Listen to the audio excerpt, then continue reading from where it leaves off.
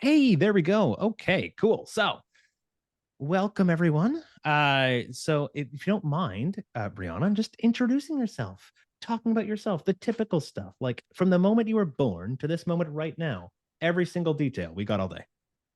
Perfect. Well, I'm going to spare you the boring details and Okay. stick to the exciting stuff. But I'm Brianna. I'm a health and fitness coach. I work primarily with midlife women, helping them to balance their hormones, get back their body, get back their life, and learn how to do it in a sustainable way. But I grew up in very unsustainable habits as I was a ballerina for a long time. Thought I was going to be a prima ballerina at one point, and then realized that I'm 5 feet tall, and most ballerinas are like 6 feet tall, Hmm. and they really do care about how you look. So that didn't work out for me. And throughout kind of all of that time, developed some pretty terrible eating habits. All the classic things like lifting weights will make you bulky and big, basically eat nothing. You should probably starve yourself and be tiny. And kind of bought into that whole concept for a while. And luckily, found my way out of all those terrible habits and kind of learned the benefit and really amazingness of lifting weights and eating to fuel your body and feeling like strong and amazing and awesome instead of tired and hungry and deprived all the time. So had a pretty like full 180 with that, which is great. Looking back, I'm like, I don't know how you used to not eat. Like food is delicious and how you used to not lift. Lifting weights is amazing. Like my two favorite things now. So I like to try to share that with people too, just overcoming that deprivation mindset and perfectionist mindset too, and come into more of this like balanced way of living where, I like to say you get to live your best life and hit your goals. Like you really can have your cake and eat it too. You just can't eat the whole cake. Just Darn some of the it. cake. Maybe save the rest of it for later. Yeah. Um, Yeah. yeah. So that's me in a nutshell. Definitely a recovering perfectionist. I am by no means perfect at that either. But kind of working every day to find that balance and help other people find that balance too. Again, to have your cake and eat it too, and not get hung up on all the little small things there. Yeah. Yeah. I it's funny because I only recently started realizing that I had a perfectionist approach to it.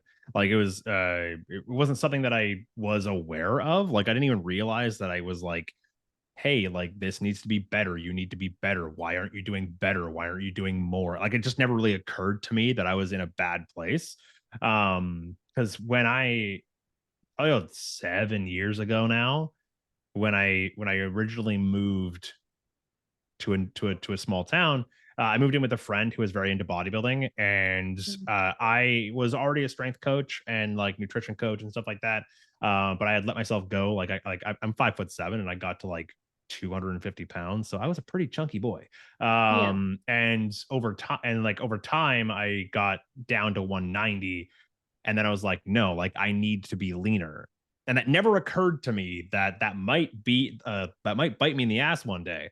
And at the time, that's when intermittent fasting exploded onto the scene. And I was like, got it. I'm an ex wrestler.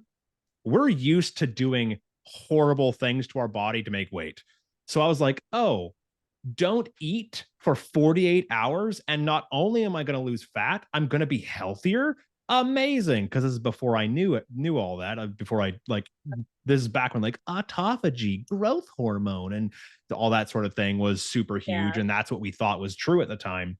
And so I was like, got it. Don't eat, lose weight, be healthier. Sounds like a done deal. Match made in heaven. Yeah, pretty much. Yeah, and then I got down to 165. I was like 5% body fat, and then I looked in the mirror and I was like, I'm still not satisfied. Oh, Yep. oh, this is a problem. Yeah, Exactly. and so like yeah, and I'm still recovering from that because we always have that conversation in our head, and I'm sure you've come across this too with clients is like when we ask them, it's like, oh, well, what's worked before? And they're like, ideal protein, Optavia. And I'm like, Something Hmm. really extreme. Yeah. Do you still have that voice in the back of your head saying, you know what, just go back to that because that worked before? And 100%. yeah, and like that's still me where I'm like I'm slowly because last year I lost like 30 pounds for my wedding, managed to keep it off, but I was like still had those things in my head of going like, yeah, but you could be leaner if you just don't eat. You could be leaner, and I'm like, shut the fuck up, you stupid voice in the back of my head. You're so convincing, and I don't like it. But yeah, 100%. I don't know if that voice ever goes away, to be it honest, because I no, feel like I have that voice too. And I was just saying to a client yesterday, I'm like, the voice gets so much smaller and you can ignore it so much more easily. But there's still times where, at one point I was eating like 1,000 calories, right? Thinking that that was like what I should be doing. And yeah, I was shredded and I had abs and I was miserable. Like I yep. was so angry and hungry and tired and stressed and like all the things. And now, here I am eating 25, 2,600 calories, like amazing. And there's still little days where I'm like, no, it's too much. You Yep. shouldn't be eating that much. Like, oh, you're only 5 feet tall, this, that, and the other thing. And it still like creeps in every once in a while and you have to just shut, shut it Yeah. down.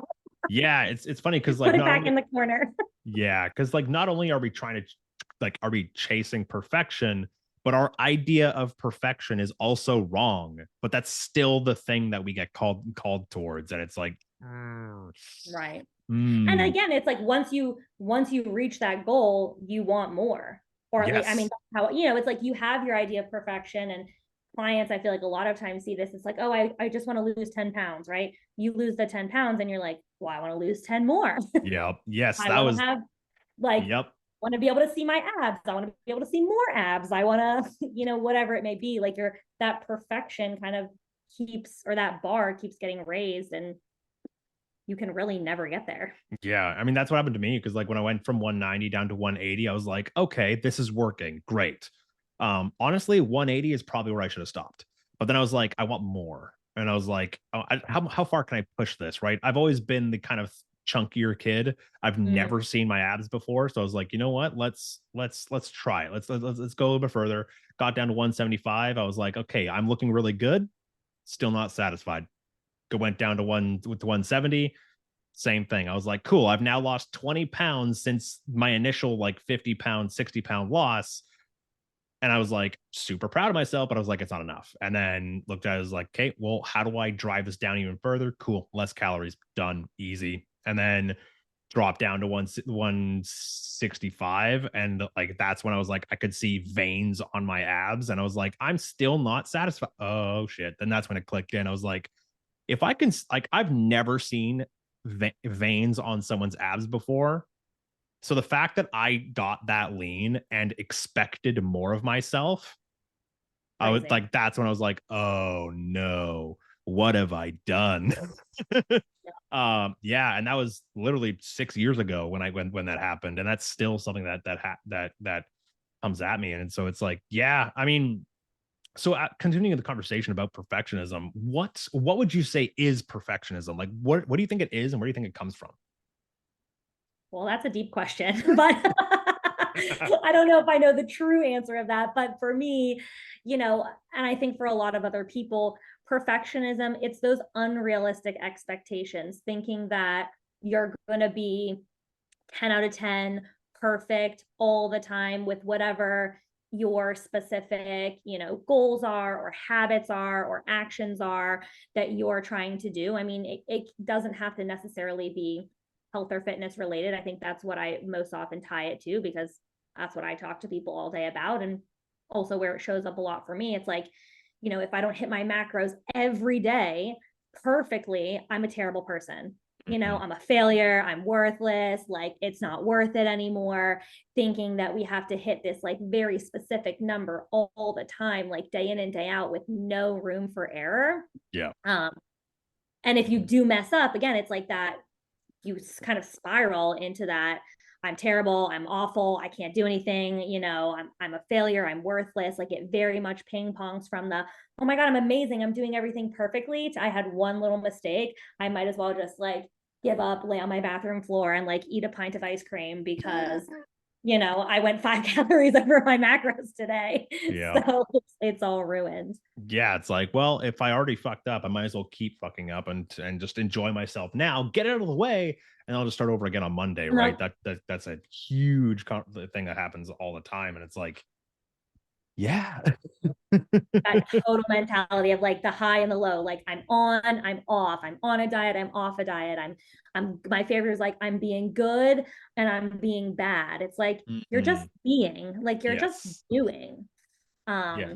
I mean, where that comes from, I don't know if I could tell you that. I think it's probably different for that every would single person. that would probably be a much longer conversation because I know where that part came from me. Right. Um, and that's could be a huge conversation as just a huge rabbit hole, probably an whole entire podcast to itself. But just like where Exactly. does perfectionism come from? And it's like, oh well, how long do you have? Because man, I there's the could be here all saying, day. yeah, there's the saying, no one escapes childhood unscathed. Yeah. And yeah, that's unfortunately that's usually where it all starts. Yeah, I think expectations from both yourself and people around you, and like it's not a bad thing to want to meet expectations and yes, to do well. Like again, it's like finding that balance. It's like, yes, again, we don't want to say fuck it and give up and yeah, like have no goals, but they also can't consume you. But I think, yes. again, I know where it came from for me too, but for everyone it's different. But chasing perfection in one, area or another and tying, I think, a lot of self-worth to it too, where it's like, if I achieve this thing, then I'm a good, if I get good grades, if I get on the team, if I get to this certain weight on the scale, it's like, oh, then I'm worth it. Then I'm a good person. Then people will be friends with me. Then my parents will be happy, Well, whatever it may yeah, be. like just a general one for the vast majority of people probably did easily come from just the idea of school. If we look at it and it's like, hey, how many friends did you have growing up where if they didn't get straight A's, they were grounded? Yes. Right. Right. And you get one bad test grade and you're petrified. Yes, right. And so it's like now, like of course that's where it's coming from. So when the idea of like unrealistic expectations and unrealistic standards, like give me some examples. Like what kind of specific kind of expectations do you see are very common but tend to get people in trouble? Yeah, I mean, definitely in terms of health and fitness, I think the biggest ones are, especially when it comes to nutrition or diet, like whatever your specific goal is, right? Whether you're someone who like tracks macros or eats whole foods or, whatever you're looking for balanced meals a day, feeling like I have to do that every single day, every single meal, like I cannot have an off day.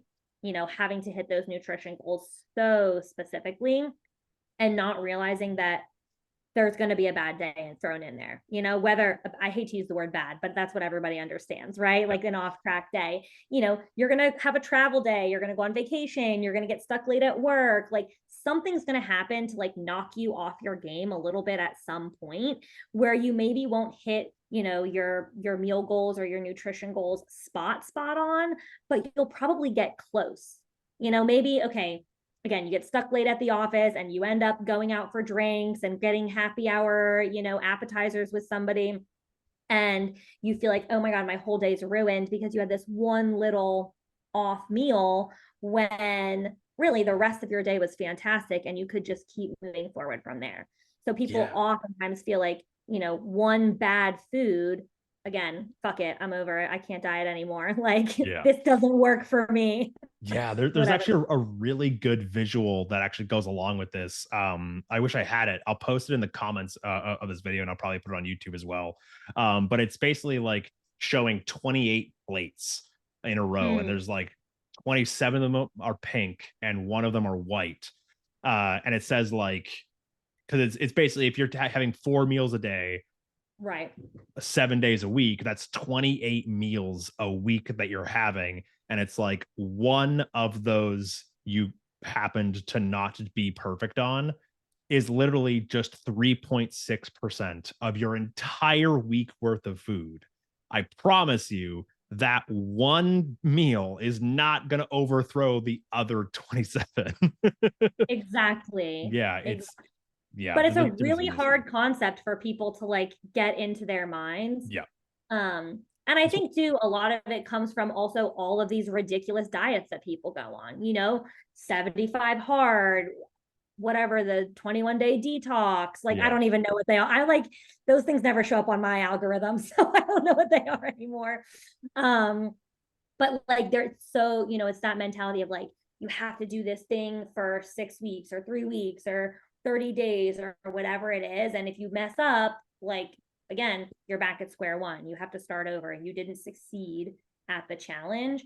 And I think so many people have done so many challenges and diet, fad diets and whatnot, that it's been kind of like drilled into them that you can't have an off track meal. You can't have a bad day and still complete the challenge or whatever it may be. Yeah, exactly. Totally. And man, like so much of it is like when we talk about like going through the journey and we see other people, the example that comes to my head is like you can have somebody at the office and you only ever see like a snapshot in moment of other people's journey.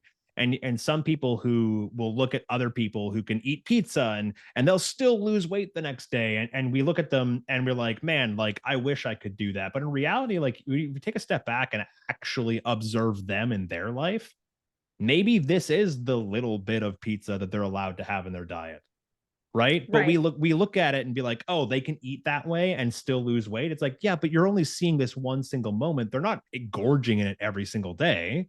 They're just they're allowing themselves the freedom to enjoy the foods they love that still manage to fit in their plan. And as long as we're talking about like when we talk about the 80-20 rule, like that of Mm-hmm. consistency or just in general, like if we're looking at it, 2,000 calories, just a ballpark number, 20%. So 80-20 rule, 20% of 2,000 calories is 400. So that gives you 400 calories a day where you can just Eat love cake. your food, right? Yeah. And then we were talking about it to this before where it's like you can have your cake and eat it too. It's like, yes, just don't eat the whole cake. And this is Exactly. why I personally love tracking macros early in the process, just because it teaches people how to do that. It might not be the forever solution for some people. It might be some people love tracking. I despise tracking, so it like. But my wife tracks everything, and she Yeah. loves it. She's a very numbers person. I'm not. But when we go to it, and it's like, yeah, when we're teaching proper portion sizes, it's like, cool. Well, a perfect diet, let's define that. What does a Right. perfect diet actually mean? It doesn't mean 100% whole foods, no dirty stuff whatsoever. We don't live in a world that supports that ideal. We don't live in a Yeah. world where that is perfectly reasonable to just expect of ourselves. If the brain loves to focus on things, and what happens is like the brain usually goes, hey, you're saying don't focus on this thing, which you're telling me this thing is super important. So we're going to make sure we think about it all the time. So if you're like, I'm not going to eat carbs, no carbs, this thing has carbs, I don't want carbs. You're basically just telling your brain that carbs are important, whether it's good or bad, and you're going to fixate on it. What I'd prefer is like, okay, no, if you're going to get rid of carbs, what are you going to do to fill that gap? Because if you don't focus on what you're going to replace it with, your brain's going to do that for you. And it will always gravitate Yes. towards the thing you're familiar with, which is carbs. So suddenly the cravings build up and up and up and up and up. And then now it's going to explode in your face. Or you Yeah. like, I'm not advocating for zero carb. Like, I'm not saying do keto. I'm just using this as an example. But if you look at that and be like, hey, well, if I'm getting rid of carbs, what I'm going to fill in the space, fill in that gap with? Well, let's focus on more proteins, more fiber, and more and like healthy fat sources. Cool. What are those? Focus on what you're going to add into your life rather than what you're going to get rid of, because now you're telling your brain that this new thing is more important to focus on than the thing we're trying to avoid. And now it actually Absolutely. becomes easier to stick to the plan. For an example, right? And it's like, Right. but at the end of the day, you can still fit the things that you want as long as you were aware of portion sizes, as long as we're aware of like how much this actually works. And when we're looking through it like ahead of time, if we take a step back and look at the month ahead, if we're looking at the 80-20 rule, what Yeah. does the 80-20 rule look like in a month? Exactly. And that's why I like to break it down a lot for people, because I think too we get fixated on the single day, right? Like, was today a good or bad day? Was the meal a good or bad meal, right? When again, that little pinpoint of time isn't going to make or break anything. Your one meal out of 28 isn't going to be the reason that you gain or lose.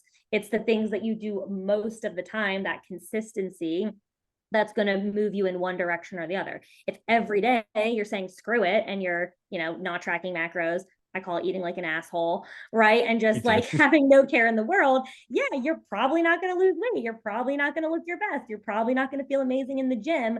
But if most of the time you're fueling your body with the things that it needs, you're hitting your protein goals, you're getting your fiber, you're, sticking within your calorie ranges and so on and so forth, you're going to move forward. So I always try to have clients, especially because I mean, I'm sure you have this too, where you're like talking people off the ledge after a bad weekend or so on and so forth. It's like zoom out and look. I always like to start with the week. Like, let's look at the rest of the week. Okay, was this one day out of 7?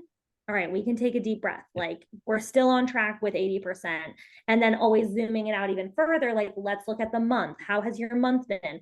Oh, you've been amazing every single day until just these last 3 when you had a party. Like, cool, you got 28 out of 30 days where you were hitting all your goals. Like, I think that we're going to be fine. Not I think, I know we're definitely moving forward, but like realistically thinking 20 out of 20 out of 30 days, we're probably fine.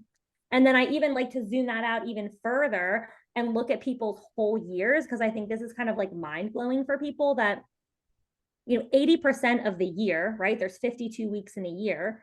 80% of the year is 42 weeks, which means like 10 weeks out of the year, you cannot have a great week and you're still going to be okay. Yeah. Meaning you can go on vacation, you can have a busy week at work, you can decide you're not tracking macros this week and whatever it may be. And you don't have to panic in your head that you're not moving forward, because you're still, kind of within that room for error, so to speak, right? That room for perfection in life or imperfection in life, where you're moving forward while also getting to include the things that you love, cake, whatever it may be. And also just things happen, like you can have the best intentions in the world and then life throws you a curveball. Something happens that derails you that day or that week, and you didn't plan for it. You didn't know, you couldn't put it in your macros, right? Yeah. Whatever it may be. And I think that can be helpful, just like zooming out to that big picture and seeing that it doesn't really matter. Your one day doesn't matter. Even your 1 week in the grand scheme of things isn't holding you back from moving forward. No, not at all. And it kind of makes you think of like using this, like when we're talking about like weighing ourselves, like the scale is a huge example of this. A lot of the times when we're talking about like I should be able to do this, like I need to be perfect, XYZ, right? The I should needs to just be gone from your vocabulary. There's no I should do this. It's like what can you do today? But when we're talking about like the scale and we're talking about like perfectionism, perfectionism is, we know inherently that not a single human being on this earth is perfect. So why do we Except hold me. ourselves to that? Okay, then. Yep. Right. And it's like, so we know that it's unattainable. Like right from the get go, we're fully aware that the thing we are chasing is not gonna happen. No one is going to achieve this. And yet we still hold ourselves to this standard saying, I should be able to do this. I should be able to do that. Why can't I do this? I should be able to figure this out. Why can't I figure this out? Um, and so it's like, not only is the thing that we're chasing unattainable, but one layer beyond that is you don't actually want to be perfect. Because what happens when you're scrolling through social media and you see something that looks too perfect? You get put off by it. It's weird.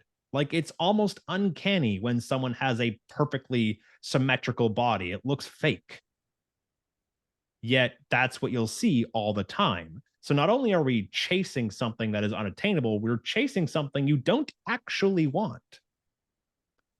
Right. So why don't we take a step back and be like, okay, so you say you want to lose 30 pounds. When you lose 30 pounds, you'll be happy. Most people will be like, yes. And be like, okay. So let's say you lose 30 pounds, but you don't look any different. You don't feel any different. You're still happy. And they go, well, no, of course not. They look at me like I'm the crazy one. And it's like, oh, interesting. So it's not the 30 pounds that's important. It's everything you think losing 30 pounds will add to your life. Let's focus on those. Let's break those down and see what we can do. Because then maybe you'll achieve everything you want. Because at the end of the day, what we're chasing is a higher quality of life, right? That can come 10 pounds down, that can come 12 pounds down, or that can come no pounds down, right? Like that can like some the weight, the number on the tiny little box you stand on is not a representation of you or your worth as a human being. Absolutely. But shifting that perspective, I think, is hard because it's very much ingrained in us, right? The same way that we think, I have to do this 21-day challenge or this 30 days no alcohol, whatever it may be. We feel like this number, we very much, or at least when the women that I talk to, oh, that number is going to make me happy. We think that in our heads so much of the time. And so shifting that perspective to something else, like you're saying, what is that number going to give you? When you see that number on the scale, why is that going to make you happy? Because you're going to feel good in your clothes. You're going to look in the mirror and feel confident. You're going to, not be afraid to take pictures and go to the beach and wear a bikini, like all of these things. Like that's what you're chasing, not that number on the scale. And breaking that connection, I think, can be really challenging because for a lot of people, it's been decades of kind of drilled into you. You need, I don't know why 120 pounds is the number that everyone thinks they want to weigh, but like, Yeah. yeah, I haven't weighed that in a long time. Like, very unrealistic, but somebody got that, just like the 1,200 calories, right? Somebody put that number out sometime, and now it's drilled into people's heads as like, this is what I need to be happy. And breaking away from that and kind of forcing your attention to go somewhere else can really, I think, make the difference and help you kind of broaden your perspective and be able to appreciate the lack of perfection, both in your, habits and also that ultimate goal.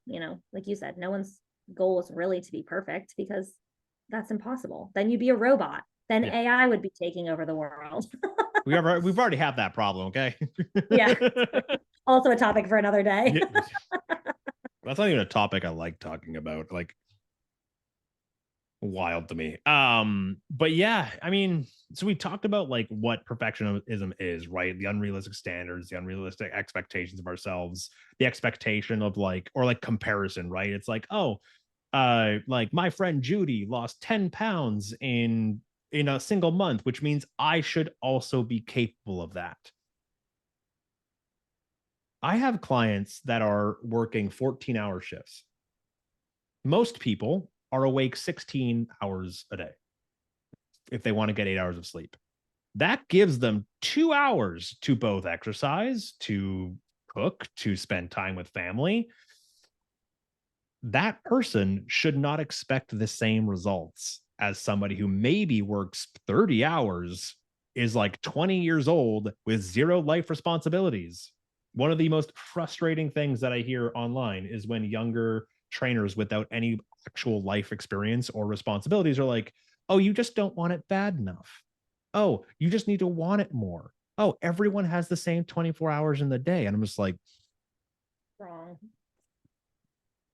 that last one, you're technically correct, but you're still being a piece of shit about. Right. The things that you have to accomplish in those 24 hours are drastically different. Yes, exactly. And it's also like the difference, but it's like, hey, you live this life. This person has 3 kids, works 2 jobs, is a single mom. This person will not be able to pull off the same stuff as this person does. So comparing yourself to the like fit like influencer that you see on TikTok and Instagram is not feasible. It's also like, how did you grow up? Because if you have somebody who's, say, a football player growing up in high school, they go to college, gain a bunch of weight, and they're like, cool. Hey, Chris, how do I lose weight? Great. Let's talk about nutrition. And they'll be like, but what about the gym? And be like, Yeah. oh, okay, right. So you have no problem working out, but you're living off of craft dinner because you're a broke college student. Nutrition is going to be hard for you. But if I get somebody who's 30 years old, who's been a chef for 10 years, but has never worked out a day in their life, Meal prep, super easy for that person. Going to the gym, super difficult. So it's like understanding that like you don't have the same history as that person, your results aren't going to be the same as that person. And Yeah, and this is where it's like there are 8 billion people in the world, which means there are 8 billion different ways we can approach this, that we need to approach this. And understanding that like holding yourself to such an extreme expectation, uh expecting weight loss to be a straight line, expecting weight loss to happen each and every single day. Um, Expectations are the probably the number one deterrent for most people that knocks people off. Because most people, like I said, it's like, oh, Judy lost 10 pounds, which means I should lose 10 pounds. Oh, but I only lost 5 pounds. I guess I'm a failure. It's like, I'm right. sorry, you lost more than a pound a week. That's And you think amazing. you're a failure? You literally went in the direction you want to go, and you're saying you're not doing it. And it's like but at the same time, if I go into it, be like, hey, if I expect to lose 2.5 pounds, but I still lose that 5 pounds, now Then I'm you're ecstatic. ecstatic. Right. And so it's like where your levels of expectations really matter. And it's like understanding it's like, okay, if I even lose 1 pound this month, that is technically a pound in the right direction. That is still a success. Absolutely. It's just about like what I think a lot of people expect is, again, because of social media and stuff, is they expect it to be like they start the diet, immediately lose weight, hit their goal, they're done. Done. When in reality, it's actually more like you're putting more pieces together, you lose a couple pounds. You put a few more pieces together, lose a couple more pounds. You put a few more pieces of the puzzle together, move a few more pounds. Because like everything in life, it's a skill. Being Yes. healthy is a set of skills. I don't know shit about cars. So I hire a mechanic because Yeah. they know what they're doing. If I start being like, ooh, oil change, and I just start pulling random like things, I'm going to destroy my car. I am so incompetent when it comes to mechanics. Same with plumbing, same with everything else. So it's like, okay, if I'm somebody who has this set of skills and I've never developed the ones that are required to be healthy, maybe I should pick one of those skills and just see if I can slowly get better at that. Can I can I start drinking more water? Fill up a Totally. glass of water, put it on your end table so that when you wake up in the next morning, you can literally just slug back a glass of water, done. You've already succeeded at your goal. Um, Awesome. So we understand now like what perfectionism is, right? Unrealistic standards, kind of this all or nothing mentality. If I can't be perfect, then why bother? Once I start, I can't stop. This whole fear of failure thing, comparison, right? We've talked about consistency, the kind of what 80/20 actually looks like in application, what that allows us to do, what that gives us room to do. But we've never actually talked about like how perfectionism actually sabotages a person, how it actually pulls them back. You want to talk about that? Yeah, I mean, I feel like the biggest thing with the sabotage comes from that all or nothing and comes from those high expectations and, pushing yourself to try to achieve something that is impossible. So you're constantly failing, um, and you're constantly trying really hard, right? Like when we have this high expectation, you're working so hard all the time to achieve it. Like you're, all in, laser focused. I have to just be on. And so that laser focusedness, like that just having to be 100% of the time, so easily leads to burnout because Mm. nobody can just be on all the time. We have to give ourselves some grace. We have to give ourselves the same way you can't go to the gym and work out 7 days a week hard. You'll burn yourself out. Your body will literally break down. Some people are like, no, I can't do that. I've done it. Yeah. How'd you feel the next time? Probably like death, right? Because we're just putting in all of this effort to try to achieve this crazy goal and we burn out. You lose, you hear people like, oh, I lost my motivation. I just can't seem to get up anymore. I just don't, I don't want to do it anymore because you burn out from trying to go so hard and so fast. It's like running a sprint. You can't sprint forever. Like there's a reason sprints are short, they're what, 200 meters? I don't know. Yeah. I was never a runner, but You know, if you're going all out for a sprint, it's short, it's quick, it's to the point, because you will burn out at the end. And so shooting for this really extreme goal so often leads to burnout. And that burnout leads to the screw it mentality, where you just give up completely, usually because you're feeling overwhelmed, you're feeling frustrated at your lack of progress compared to whatever these unrealistic expectations are that you've set for yourself. And it very easily goes into this negative spiral. I think mindset wise, you're like, well, I couldn't lose 5 pounds this week. That means I must have been horrible at my nutrition, which means I'll never be successful at dieting, which means I'm going to be fat forever, which means I'm a horrible person. And you like just go into this like deep, deep spiral of negativity. And probably we've all experienced this. It's like, if you think about something sad, or if you're already sad, then you think about something else sad, then you get more sad. And like, you kind of go down that spiral. It's the same thing with like a negative mindset or a negative self-talk. And you literally talk yourself out of continuing forward, right? Because we feel bad about the expectations that we didn't hit, the perfect nutrition that we weren't able to do. And we burn out, give up, throw in the towel, and we're just, again, like, you're like a heap on the floor, doing nothing.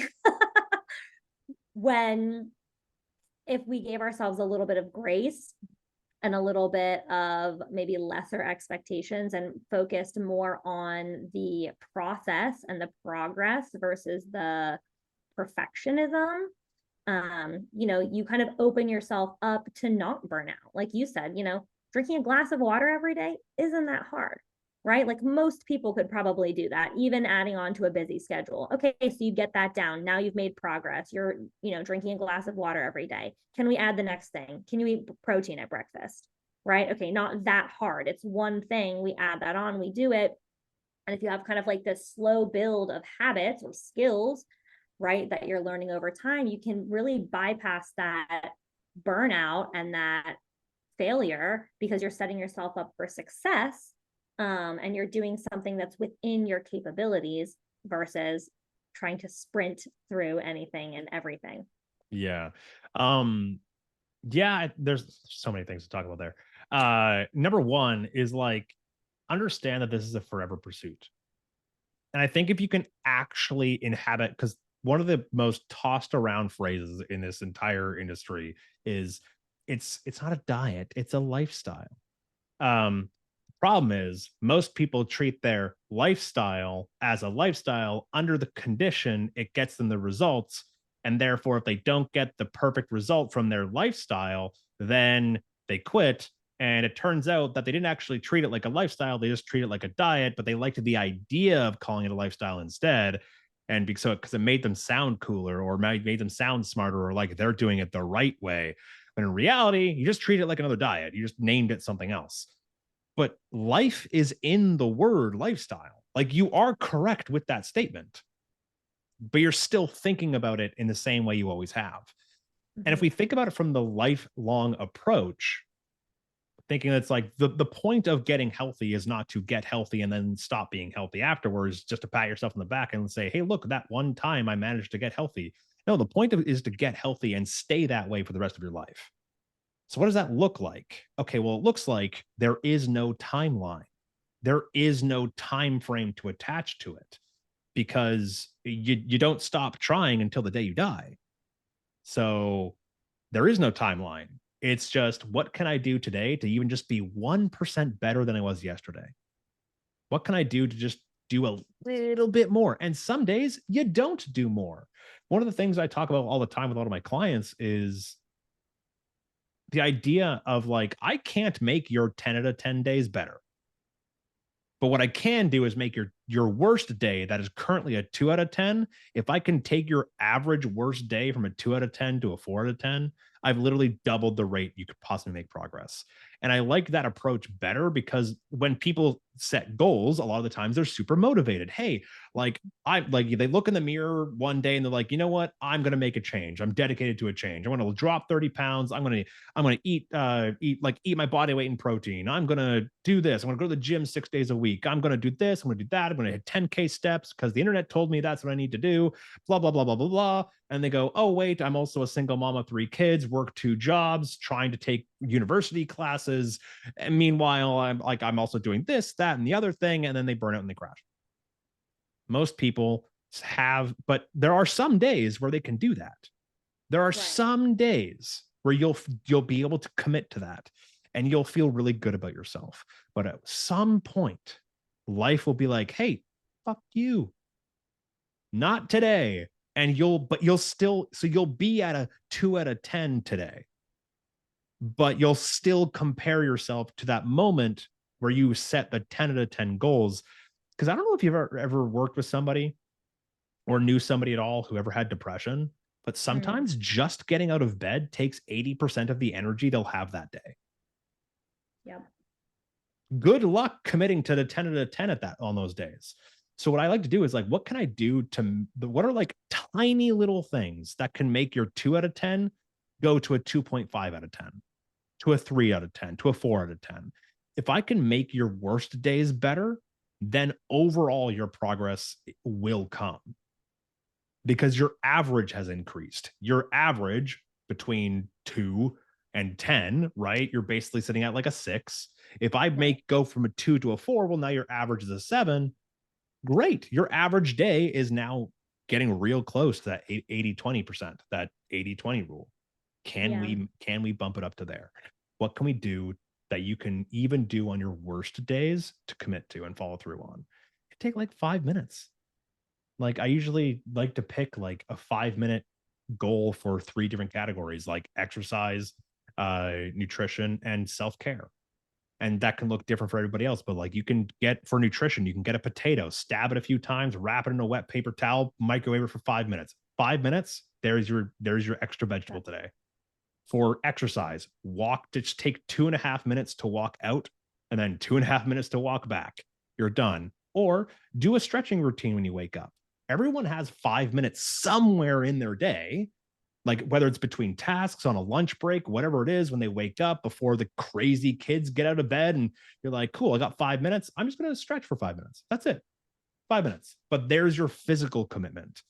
Then your self-care could be like, I'm going to journal. I'm just going to like write my tomorrow's to-do list today, so I'm not wide awake thinking about what all the shit I got to get done tomorrow. Take 5 minutes before bed. Here's what I need to do tomorrow. 5 minutes. Can we follow through with this every single day? Absolutely. Yeah, no, I think that's huge. And the other thing that I like to focus on with people too is also lowering those expectations, Yes. right? Like if you're expecting a 10 out of 10 every day, like let's just lower that. Like let's go for 8, like Yeah. let's aim for an 8 out of 10. And then if you get a 10 out of 10, we can celebrate, but Yes. we're also making those goals more achievable. Yeah. Someone's coming into mind in particular. She was trying to work, she was following a 6 day a week workout program. And like sometimes she would hit it 6 days a week, and sometimes some weeks she would only get it in once. And I'm like, let's just average this out to 3 days a week. Like it's the same amount of workouts in a month, right? And you feel so much better about yourself because it's much easier to achieve 3 workouts consistently Yeah. than 6 workouts randomly. So kind of readjusting those goals and expectations to be something that you can meet. And it's like, yeah, if you set your goals on your most motivated days, you're bound to fail because we are Yes. not going to be motivated all the time. So I'm always telling people, like, what could you do on your worst week? On Yeah. your worst day, like what, like again, what I like, same thing, like 3 big rocks. Like, what are 3 things that you can do even on your worst day? Drink a glass of water, go for a walk, and put a vegetable in your mouth. Like, I don't know, could be, like, what do you think that you can commit to? And as long as we get that done, like, we can count that as a win for today, Yeah. and so checking off those wins, I think, helps you feel successful, number one, which helps you continue forward, which is moving you towards progress without it having to be perfect all the time. Yeah, and it's like when you make a plan, like having 2 goals. Goal one being like, here's my goal on a 10 out of 10 day. Sure. But if Yeah. you make your standard based off of your worst day, then it's like you can always add more. Like if you're planning for a 2 out of 10 day, but you feel like a 10 out of 10 today, great, do more, amazing. But if your standard is based off of your worst day, but you hold yourself to that standard of 10, then you're going to wake up and be like, wow, it took so much just to get out of bed today. And oh, look, at the end of the day, it's like, nope, didn't hit my protein goal. Fuck that up too. It went over my calories. Nope, couldn't go for a walk today. There's one more thing I couldn't do today. Well, guess I'm a failure. Guess I was right this whole time. And then now you start beating yourself up. Whereas if you have your standard set for a 2 out of 10 day, but you feel like a 6, then you get up and be like, oh, cool. I actually feel pretty good today. I'm just gonna take an extra 5 minute walk today. I'm gonna make sure to like have this, do that, right? You can always add more and you'll feel amazing about it. But if you don't feel great, but you hold yourself to that ideal of perfection, then you're gonna get to that big ass mountain in front of you and be like, this isn't worth it. Exactly. Yeah, absolutely. Yeah, setting those expectations, I think, yeah, based on your worst day, right? Mhm. If you do that, you're going to set yourself up for that long-term success. And the other thing too is, giving yourself grace with breaking down the perfectionism. Like we talked about, I think before we were even recording, you know, I still struggle with that. My perfectionism now pushes more into my business and wanting to be perfect and amazing at that. I feel like I've mastered the fitness side of things. And nutrition side of things, but it's a ever changing process, and so you have to have grace with yourself and realize that there's still going to be moments where you do try to overextend, where you do try to reach for this unrealistic goal, and you are trying to be perfect, and maybe you burn yourself out sometimes, and like that's okay. Like we take a breath, we regroup, we get back at it, we reset our expectations, we reset our goals, and it really is a journey, like through everything, the same way that your fitness and health routines and lifestyle, it's a lifestyle, it's a journey, it's something you're going to be doing forever. I think if you're someone who identifies as a perfectionist, or you feel like you have perfectionism tendencies, that's something that you're going to maybe be tackling for forever, in some sense or the other. You'll get better at it, better at managing your expectations and setting your goals accordingly. But again, we're not perfect. We all make mistakes. So you'll probably not be perfect at not Oh being yeah. perfect. Oh man, like yeah, and it's I think a lot of the times because I'm feeling this now and I'm not even a parent yet, but I'm feeling Right. this now where like the pressure of being like, "Oh, I'm about to become a parent." Literally the thing that I am doing is going to be the thing that supports the family. And I Right. think that's a big driving factor for a lot of people. But yeah, I'm not going to hold you anymore.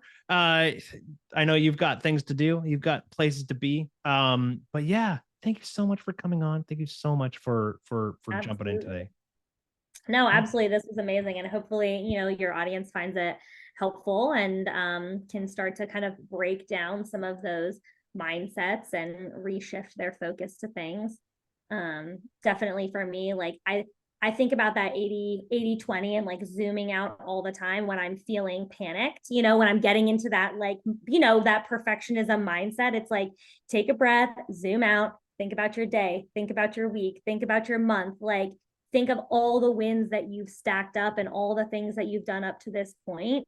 Um, and I think that you can use that to almost like talk yourself off the ledge sometimes. Obviously, if you're working with a coach, they can help you talk you off the ledge. But if you're talking yourself off the ledge too, I think that that can be helpful just to zoom out and really think about things like in that broader scope versus dialing into this one specific moment. yeah, So cool. Well, thank you so thank you so much. much for having me. Have yourself a wonderful day. You as well. Take care. I'll talk to you later. Bye bye.